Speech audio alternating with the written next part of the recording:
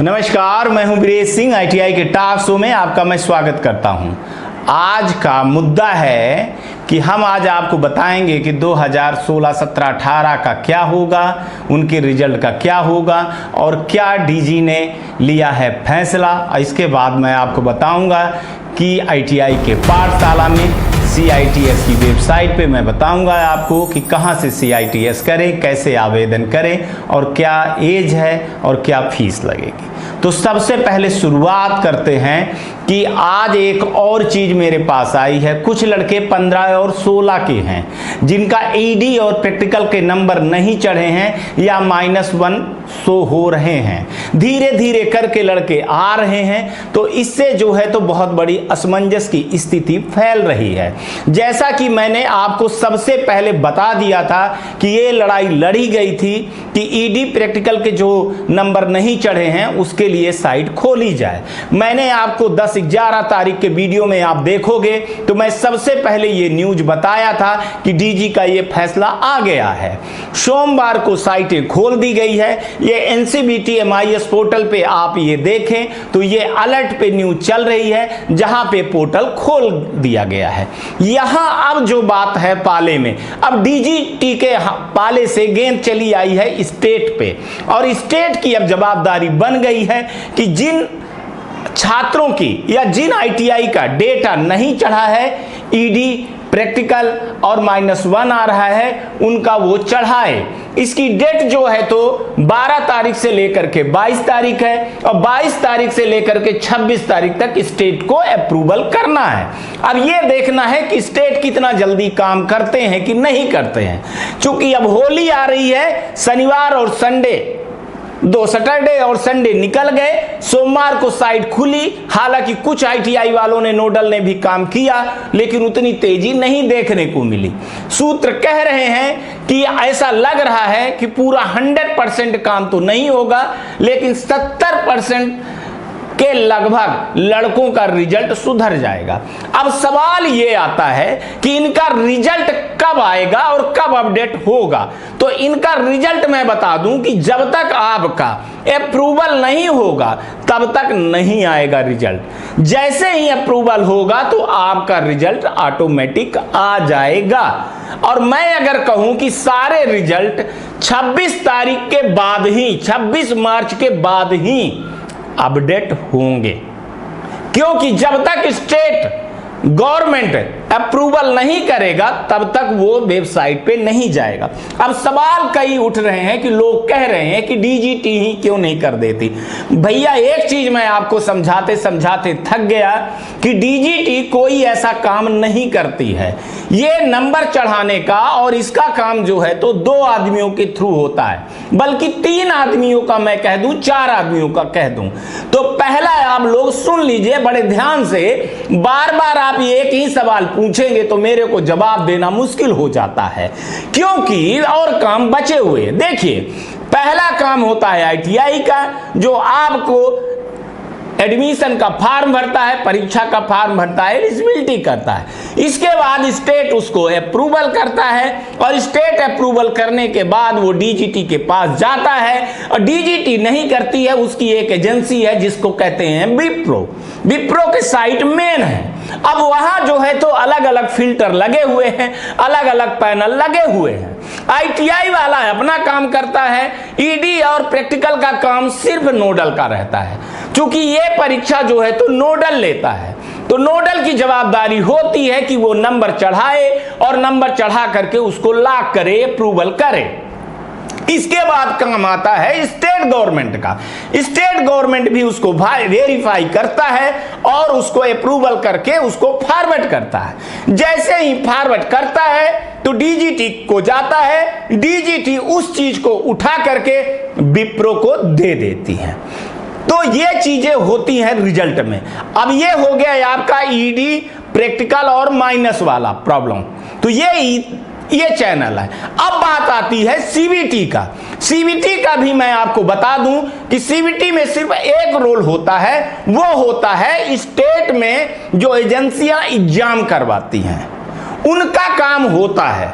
तो जैसे ही एग्जाम हो जाता है तो स्टेट कि जो एजेंसियां हैं वो डीजीटी को डेटा भेज देती हैं और वो डेटा जो है तो विप्रो में जाकर के रिजल्ट घोषित हो जाता है। कभी कभी आप देखते हैं कि वो आपको लिखा हुआ आता है कि सीवीटी डाटा नॉट अपलोड, तो उसकी जो गलती होती है वो एक्चुअली में एग्जाम लेने वाली एजेंसियां होती हैं जो स्टेट गवर्नमेंट के होती हैं, और स्टेट गवर्नमेंट उनका टेंडर निकालता है और फिर वो एग्जाम लेकर के डेटा चढ़ाते हैं। तो अभी जो डीजीटी ने, जो मैंने आपको दिखाया था, जिस पे आप सवाल उठाते हो कि डीजी ने हमको लेटर सबसे पहले दिया था, और यह जानकारी आपको सबसे पहले आईटीआई टॉक शो ने दिया था। आप उठा करके वीडियो देख लीजिए। आज वीडियो लोग बना रहे हैं, कल वीडियो बना रहे हैं यूट्यूबर हमारी कॉपी करके, हमसे लेकर के, ठीक है ना। उसके पहले मैंने बना दिया था कि ये लेटर है और इस लेटर के अनुसार वेबसाइट खोली जाएगी, पोर्टल खोली जाएगी और नंबर भरे जाएंगे, इसके बाद ही आएगा। आप अगर ये सोच रहे होंगे कि पोर्टल खुल गया है, नंबर चढ़ा दिया गया है तो 2 मिनट में रिजल्ट आ जाएगा, तो ऐसा बिल्कुल नहीं होता है। आपकी आईटीआई से, आपके नोडल से कितना जल्दी काम किया जाएगा और कितना जल्दी अप्रूव करके स्टेट पे आएगा और स्टेट वाला कितना जल्दी अप्रूव करके डीजीटी को दे देगा। हाँ, जैसे स्टेट ने अप्रूवल कर दिया तो आपसे बिना पूछे रिजल्ट किसी भी टाइम में आ जाएगा। आपको दूसरे तीसरे दिन चेक करना पड़ेगा, लेकिन हाय तौबा मत बचाइए। मैं आपको बता रहा हूं कि पूरे रिजल्ट 26 तारीख, 27 तारीख, 28 तारीख के बाद ही आएंगे। ये आप लिख के ले लो। जब तक स्टेट डायरेक्टर अप्रूवल नहीं करेगा तो आपके रिजल्ट नहीं आएंगे। अभी इसी में मैं लगा हूं, क्योंकि मेरे को शंका है कि कई जगह के ईडी प्रैक्टिकल नंबर नहीं चढ़ाए गए, उनके नंबर गायब हो गए। तो इसलिए 52-53 जो स्टेट के डायरेक्टर हैं वहां तक मैं पहुंचने की कोशिश कर रहा हूं और उनका मैं फोन नंबर, मोबाइल नंबर निकाल रहा हूं, उनको मैं मेल कर रहा हूं और उनको मैं बता रहा हूं कि सर आपके यहां इतनी शिकायतें हैं, आपके यहां इतनी शिकायतें हैं, बट वो जो शिकायतों का एक दौर आना चाहिए वो मेरे को नहीं मिल रहा है।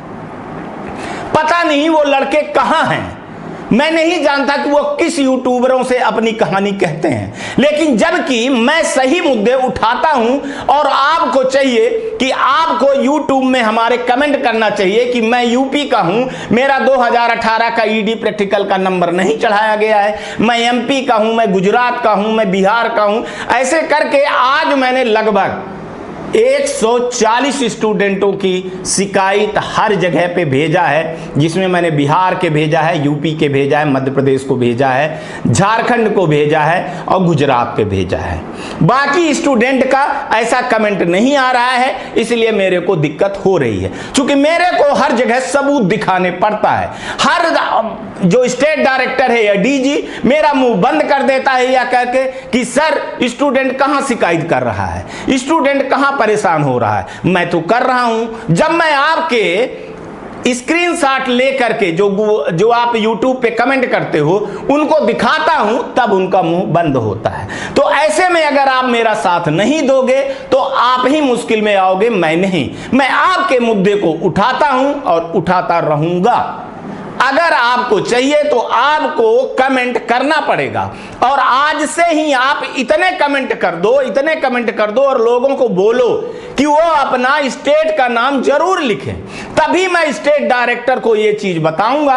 और नहीं तो मैं आपको बता रहा हूं कि बहुत सारे डाटा छूट जाएंगे। नोडल वालों ने नंबर का जो लिफाफा था वो गायब कर दिया है, ये मैं आपको बता दे रहा हूं।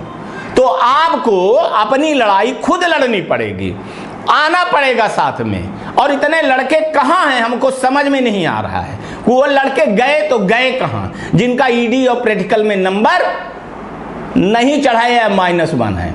अभी हमारे पास उतने लड़के नहीं आए हैं जितने लड़के आना चाहिए। देखिए ग्रेस के मार्क में हमारे पास 7000 लड़के आए थे और ग्रेसिंग मार्क में वो 1 हुए थे, कमेंट किए थे, व्यू किए थे, लाइक किए थे, सब्सक्राइब किए थे और उन्होंने वीडियो बना करके मेरे को देते थे, रोज उनके मैसेज आते थे।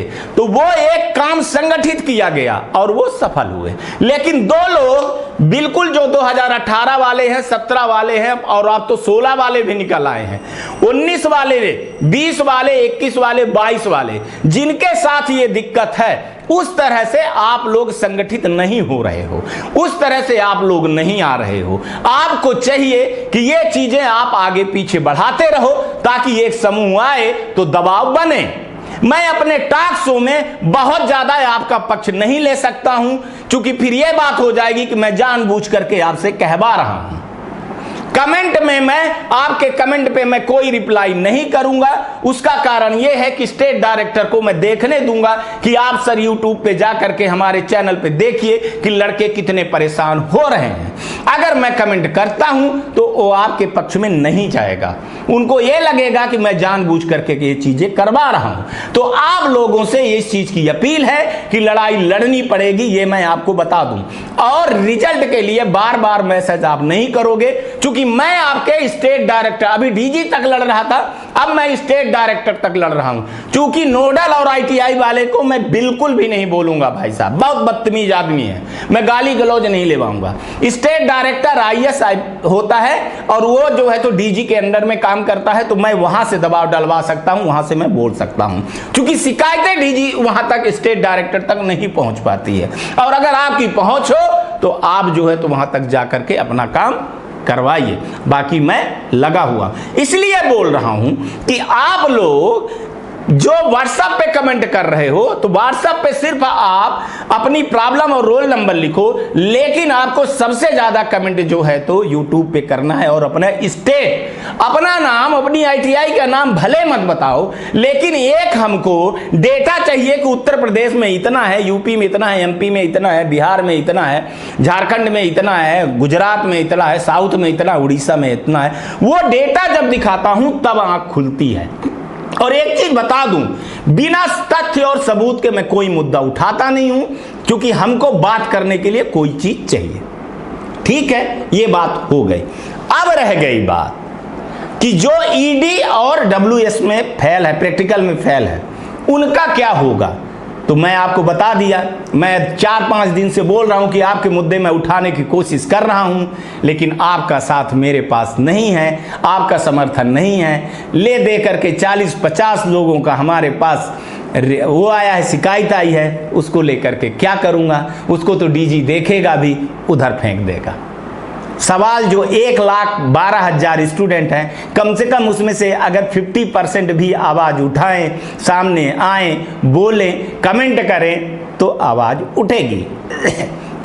आज मैंने डीजी को फिर दिखाया तो डीजी ने बोला कि भाई साहब जो फेल हो गए तो फेल हो गए, अब हम इस पे क्या कर सकते हैं। तो हमने बोला कि सर, सबूत दिया कि सर जैसे आपने सभी को ग्रेस दिया है तो इनको भी देना चाहिए। उन्होंने बोला कि मैं राज्य सरकारों को और राज्य के डायरेक्टरों को मैं विचार कर रहा हूं और उनको मैं देख रहा हूं कि क्या वो अपना इसमें मत देते हैं। अब आपकी बारी है।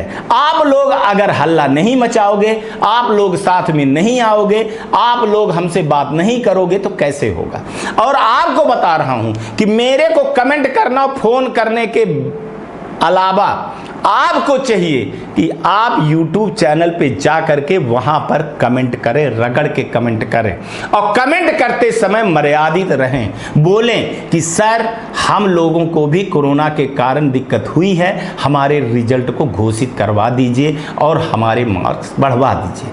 हमारा काम है आपकी आवाज को उठाना और वहां रखना। मैं तब हार जाता हूं आपसे जब आपका सपोर्ट नहीं मिलता है और जब आपके हमको जो है तो सबूत नहीं मिलता। इसलिए साफ साफ क्लियर कह रहा हूं कि आप लोग देख लीजिए 22 तारीख तक, चूंकि होली है, अभी कोई डिसीजन नहीं होगा। 22 तारीख को वीसी फिर है। वीसी का मतलब होता है वीडियो कॉन्फ्रेंस, जिसमें स्टेट के सारे डायरेक्टरों से सलाह लिया जाता है और सारी चीजें मत पे की जाती है। तो देख लीजिए, अगर होगा तो हो जाएगा और नहीं होगा तो नहीं होगा। फिर क्या करोगे, एग्जाम ही देना पड़ेगा। पर मैं बोल रहा हूं कि लड़ोगे तभी जीतोगे, हार गए तो कोई बात नहीं, कम से कम ये तो रहेगा कि लड़े हैं। अब अगर नहीं लड़ोगे, ऐसे बैठे रहोगे, तो फिर क्या है। पता नहीं कहां हैं ये लड़के, हमको खुद ही नहीं समझ में आ रहा है। जो लड़के पास हुए हैं, जो लड़के फेल हुए हैं, उनको चाहिए कि एक दूसरे को मैसेज दें और मैसेज दे करके करें। और अभी मैं बता दूं कि 22 तारीख तक मेरे को मत परेशान करो, सिर्फ मैसेज कर दो और अगर मैंने देख लिया तो बस हो गया। बार बार मैसेज करोगे तो मैं आपके ही चीजों को नहीं रख पाऊंगा। मैं बार बार आपको बोलता हूं कि मेरे को कट पेस्ट करके एक्सेल शीट पे हमको सबूत बनाना पड़ता है, तो इसलिए मैं बोल रहा हूं कि आप लोगों को यह चीज होना पड़ेगा। अब रह गई कि सीबीटी एग्जाम नहीं हुआ है किसी का, बहुत सारे लोगों का, तो मैं वही चीज बोल रहा हूं कि जब तक ये 28 तक ईडी प्रैक्टिकल वाला मामला नहीं सुलझ जाता है तब तक सीबीटी एग्जाम नहीं होगा। और सीबीटी एग्जाम ना होने का एक सबसे बड़ा कारण था कि 5 राज्यों में जो है तो चुनाव था, और ये राज्यों का मामला होता है जब राज्य देते हैं स्टेट डायरेक्टर की हाँ मैं एग्जाम करवाऊंगा। अभी 10 तारीख तक चुनाव के परिणाम आए हैं, तो अभी कहां से हो जाते। अब जब होगी बीसी की मीटिंग तो उसमें स्लॉट बनेगा, स्लॉट बनने के बाद ही एग्जाम के शेड्यूल किए जाएंगे। जैसे आप देख लीजिए कि यूपी में चुनाव था तो प्रैक्टिकल जो है तो उनका 22 तारीख से चालू है, बाकी का प्रैक्टिकल हो गया था। तो इसलिए बोल रहा हूं कि आप अगर आवाज नहीं उठाओगे तो फिर आज कुछ नहीं होगा। आवाज उठाना पड़ेगा। आवाज उठाने का माध्यम आपके यूट्यूब में आप अपने स्टेट के बारे में लिखेंगे तो ज्यादा बेहतर होगा। आज तक के लिए इतना ही। अब चलते हैं आईटीआई के पाठशाला में आज है क्या। कल मैंने आपको करियर को लेकर के बहुत सारी चर्चाएं की थी, बताया था कि आपको पॉलिटेक्निक करना चाहिए, बीकॉम करना चाहिए, डीसीए करना चाहिए, पीजीडीसीए करना चाहिए। तो बहुत सारे लड़कों का कमेंट आया, फोन किए कि सर सीआईटीएस के बारे में अब विस्तार से बताइए। तो ये देखिए मैं आपको विस्तार से बता रहा हूं इस वेबसाइट के माध्यम से, और आप देखिए इस वेबसाइट में क्या क्या चीजें हैं तो आपको ज्यादा समझ में आ जाएगी।